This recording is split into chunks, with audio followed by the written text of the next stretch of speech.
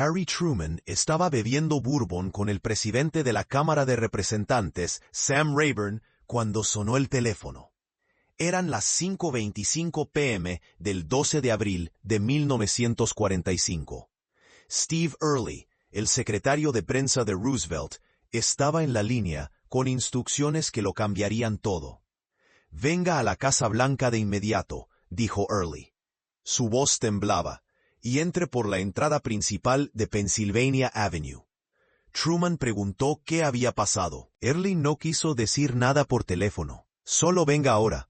Truman llegó a la Casa Blanca a las 5:30 p.m. y fue llevado rápidamente al estudio de Eleanor Roosevelt. Ella puso su mano sobre su hombro y dijo 5 palabras que lo convirtieron en el hombre más poderoso del planeta. «Harry, el presidente ha muerto». Franklin Delano Roosevelt había muerto de una hemorragia cerebral en Warm Springs, Georgia. El hombre que había guiado a Estados Unidos durante la Gran Depresión y la mayor parte de la Segunda Guerra Mundial había desaparecido. Y Harry S. Truman, que llevaba exactamente 82 días como vicepresidente, ahora era responsable de poner fin a la guerra más grande de la historia humana. La primera pregunta de Truman a Eleanor Roosevelt lo decía todo sobre la situación en la que estaba entrando. «¿Hay algo que pueda hacer por usted?», preguntó. Eleanor lo miró y respondió algo que perseguiría a Truman durante semanas. «¿Hay algo que podamos hacer por usted? Usted es el que está en problemas ahora». Harry Truman había sido vicepresidente por menos de 3 meses. En todo ese tiempo, Franklin Roosevelt se había reunido con él exactamente 2 veces. Ambas reuniones fueron breves y principalmente ceremoniales. Roosevelt no le había dicho nada, ni sobre estrategias militares, ni sobre acuerdos diplomáticos con Stalin y Churchill, ni sobre el proyecto Manhattan, que consumía $2,000 millones y empleaba a 130,000 trabajadores para construir un arma capaz de terminar la guerra. Truman sabía menos de lo que ocurría en su propio gobierno que la mayoría de los periodistas. Había sido mantenido deliberadamente en la oscuridad por un presidente que, aparentemente, no confiaba en él o no creía que necesitara saber. Y ahora el presidente estaba muerto. La reunión del gabinete a la mañana siguiente empeoró aún más la situación. Truman miró alrededor de la mesa al círculo íntimo de Roosevelt y se dio cuenta de inmediato de que la mayoría de esos hombres no lo respetaban. Habían trabajado estrechamente con Roosevelt por más de una década. Ellos habían moldeado el New Deal, planificado el Día D y negociado con Stalin en Yalta. Harry Truman era un ex vendedor de ropa de Missouri que había sido elegido vicepresidente principalmente porque no era controversial. Para la gente de Roosevelt, era un sustituto que había llegado al cargo por accidente político. Ahora era su jefe. La reunión fue tensa desde el principio. El secretario de Estado, Edward Stettinius, comenzó a informar a Truman sobre asuntos diplomáticos, y Truman notó de inmediato que Stettinius estaba ocultando información. Mencionaba acuerdos con la Unión Soviética, pero no explicaba qué había prometido realmente Roosevelt a Stalin. El peor momento llegó 13 días después de que Truman se convirtiera en presidente. El secretario de Guerra, Henry Stimson, solicitó una reunión privada con noticias urgentes. Truman asumió que era sobre la guerra en Europa o la invasión planeada de Japón. Stimson se sentó y le habló a Truman de un programa secreto que llevaba 3 años en funcionamiento. Estados Unidos estaba construyendo una bomba atómica. El arma estaba casi terminada y estaría lista para pruebas en pocos meses. Truman quedó atónito. 2,000 millones, 130,000 trabajadores, ciudades enteras secretas construidas en Tennessee y Washington. El arma más poderosa en la historia humana, y Roosevelt jamás lo había mencionado a su propio vicepresidente. Stimson explicó que solo unas pocas personas en todo el gobierno sabían del proyecto Manhattan. Roosevelt lo había compartimentado para evitar filtraciones a Alemania o Japón. El resultado era que Truman había sido presidente durante 12 días antes de que alguien le dijera que Estados Unidos Estaba a punto de poseer el poder de destruir ciudades enteras con una sola bomba. Este fue el momento en el que Truman comprendió la magnitud del problema que enfrentaba. No solo estaba desinformado sobre estrategias militares o acuerdos diplomáticos. Había heredado un gobierno donde enormes programas operaban sin su conocimiento. Programas que podían cambiar el curso de la historia humana. Y las personas que sí sabían de estos programas eran leales a Roosevelt, sin ninguna razón para confiar o respetar al nuevo presidente. Tenían sus propias agendas, sus propias relaciones con líderes extranjeros, y sus propias ideas sobre cómo debía terminar la guerra. El gabinete de Roosevelt no solo estaba ocultando información a Truman, estaban intentando preservar el legado de Roosevelt continuando sus políticas sin la participación de Truman.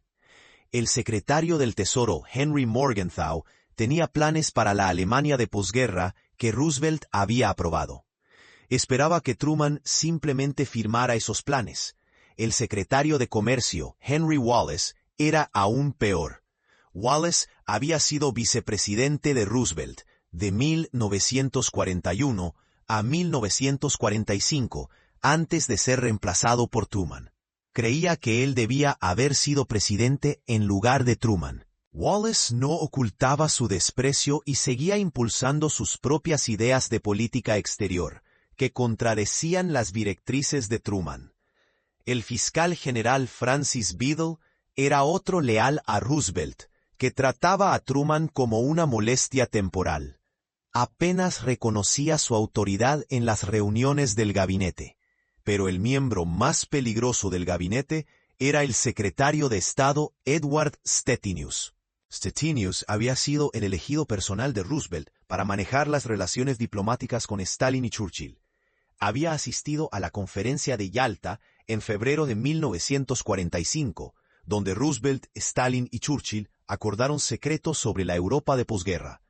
Cuando Truman le preguntó directamente qué había acordado Roosevelt en Yalta, Stettinius dio respuestas vagas sobre esferas de influencia y elecciones democráticas en Europa del Este. Truman presionó para obtener detalles. ¿Qué exactamente había prometido Roosevelt a Stalin sobre Polonia, Alemania y la entrada soviética en la guerra contra Japón? Stettinius afirmó que no recordaba todos los detalles. Una mentira obvia. Había estado en Yalta tomando notas durante 3 semanas. Cuando Truman finalmente obtuvo los documentos reales de Yalta, comprendió por qué Stettinius estaba evasivo. Roosevelt había hecho enormes concesiones a Stalin a cambio de promesas que Stalin nunca pensó cumplir. Roosevelt había acordado que Polonia tendría elecciones libres y sin restricciones, pero también había aceptado que el gobierno polaco sería amistoso con la Unión Soviética. Stalin interpretó esto como permiso para instalar una dictadura comunista en Varsovia, y la gente de Roosevelt le permitió escapar con esa interpretación. Roosevelt también había prometido a Stalin vastas concesiones territoriales en el lejano oriente después de derrotar a Japón. Las Islas Kuriles, el sur de Sajalín y el control de puertos clave en China. Territorio chino que Roosevelt estaba entregando sin consultar a China. Aún más impactante, Roosevelt había permitido que el Ejército Rojo ocupara Europa del Este sin un plan claro de retirada. Esto significaba que Polonia, Checoslovaquia, Hungría, Rumanía y Bulgaria quedarían bajo ocupación soviética sin un cronograma para su liberación. Truman comprendió que Roosevelt había entregado Europa del Este para mantener contento a Stalin, y el gabinete de Roosevelt quería obligarlo a respetar esos acuerdos, aunque resultaran en la dominación soviética sobre la mitad de Europa.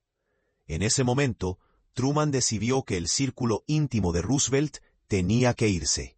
No trabajaban para el presidente de Estados Unidos. Trabajaban para preservar el legado de Roosevelt, incluso cuando ese legado incluía errores catastróficos. Truman anunció que limpiaría la casa. Quería gente leal a él, no al recuerdo de Roosevelt. Y uno por uno, los despidió. Comenzó con Edward Stettinius. En julio de 1945, Truman lo reemplazó como secretario de Estado con James Burns, un político duro de Carolina del Sur, en quien Truman sabía que podía confiar. Burns no tenía lealtad hacia Roosevelt ni ilusiones sobre las intenciones de Stalin. Aplicaría una línea más firme contra la expansión soviética.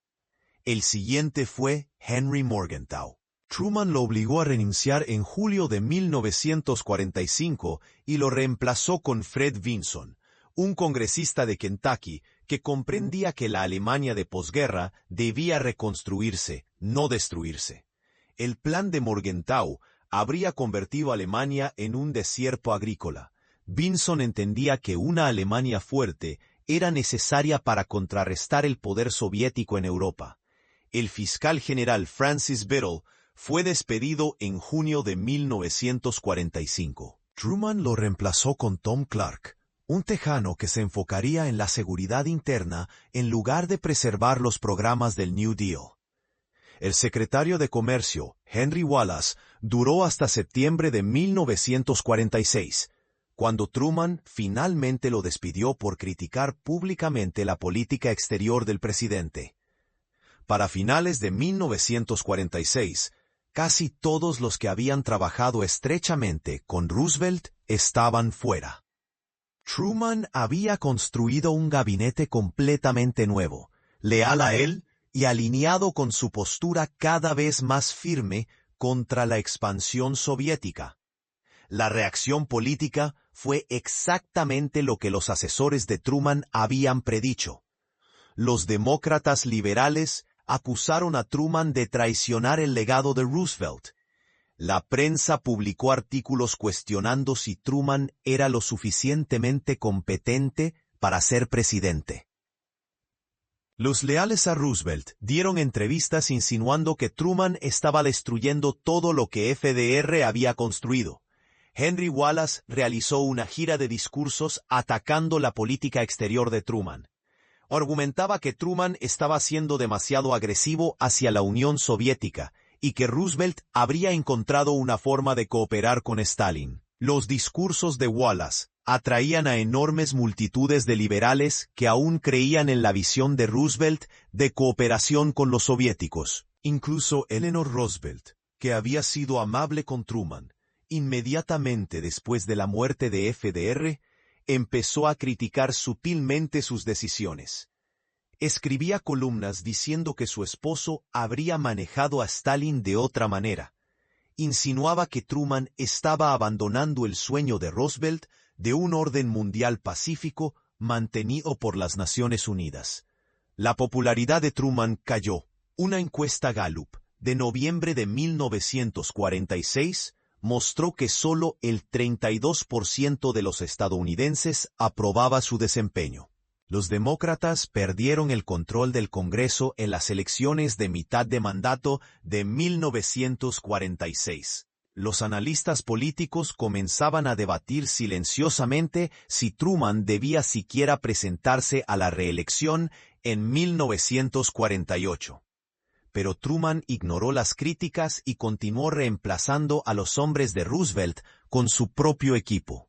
No le interesaba la popularidad, le interesaba enfrentarse a la realidad de la agresión soviética que Roosevelt había ignorado o permitido. La historia demostró que Truman tuvo razón al despedir al gabinete de Roosevelt. Cada advertencia de los leales a Roosevelt sobre cooperar con Stalin resultó ser catastróficamente equivocada. Henry Wallace había insistido en que Stalin permitiría elecciones libres en Europa del Este si Estados Unidos mostraba más confianza.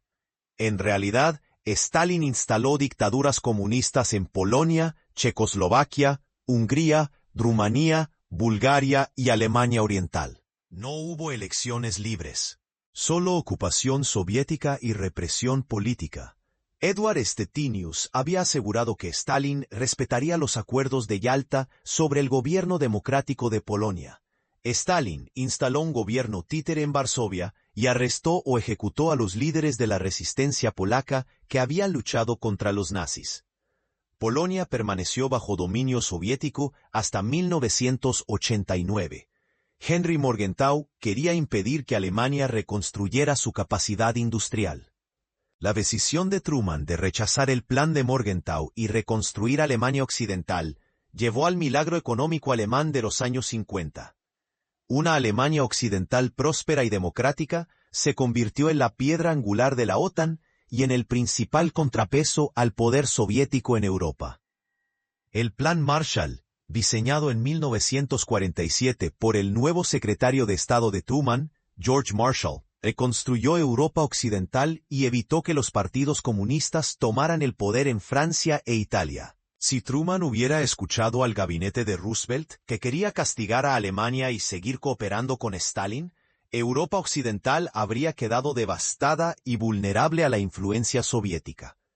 La decisión de Truman de aplicar una línea dura contra la expansión soviética llevó a la doctrina Truman, el puente aéreo de Berlín y la formación de la OTAN. Estas políticas contuvieron el poder soviético y evitaron la Tercera Guerra Mundial. La visión de Roosevelt de cooperar con Stalin habría conducido a la dominación soviética de toda Europa. Entonces, ¿por qué Truman despidió a todos los que trabajaron estrechamente con Roosevelt? Porque esas personas seguían siendo leales a la visión de un presidente muerto que ya no coincidía con la realidad. Roosevelt pensaba que podía encantar a Stalin hasta hacerlo actuar como un líder democrático. Le otorgó concesiones enormes en Yalta, esperando cooperación. Stalin lo vio como debilidad. Se aprovechó de la ingenuidad estadounidense para tomar la mayor cantidad de territorio posible. Cuando Truman llegó a la presidencia, el Ejército Rojo ocupaba media Europa y Stalin consolidaba regímenes comunistas sobre poblaciones que querían libertad. El gabinete de Roosevelt no podía aceptar que su amado presidente había cometido errores catastróficos. Querían preservar su legado, siguiendo políticas que ya no funcionaban. Truman entendió algo que ellos no. El mundo había cambiado. Los soviéticos ya no eran aliados, eran rivales en una lucha ideológica que definiría la segunda mitad del siglo XX. Estados Unidos necesitaba líderes que entendieran esa realidad, no soñadores aferrados a la visión de Roosevelt. Despedir al gabinete de Roosevelt fue políticamente arriesgado, pero estratégicamente necesario. Truman necesitaba personas que lo ayudaran a construir una política de contención contra la expansión soviética, no personas que quisieran seguir apaciguando a Stalin. La primera tarea de un nuevo líder es asegurarse de que todos remen en la misma dirección. Los hombres de Roosevelt seguían remando hacia su visión de cooperación con la Unión Soviética. Truman necesitaba que remaran hacia una política de contención del comunismo. Cuando la visión de liderazgo anterior ya no coincide con la realidad, el nuevo líder debe tomar decisiones difíciles. Truman podría haber mantenido a los hombres de Roosevelt para evitar críticas. En cambio, los despidió y formó su propio equipo, aún sabiendo que le costaría políticamente. La historia reivindicó esa decisión. La doctrina Truman y la OTAN evitaron la dominación soviética en Europa Occidental. El Plan Marshall reconstruyó sociedades democráticas que se convirtieron en los aliados más fuertes de Estados Unidos. El puente aéreo de Berlín demostró que Estados Unidos se plantaría firme contra la expansión comunista. Nada de eso habría sido posible si Truman hubiera mantenido el gabinete de Roosevelt. Esos hombres habrían seguido buscando cooperar con Stalin y preservar políticas que ya estaban fracasando. Truman entendía que la lealtad a los errores de un presidente muerto era peor que el riesgo político de limpiar la casa. Por eso, Truman despidió a todos los que habían trabajado estrechamente con Roosevelt. No por rencor o celos, sino porque Estados Unidos necesitaba líderes que entendieran el mundo tal como era, no como Franklin Roosevelt había esperado que fuera.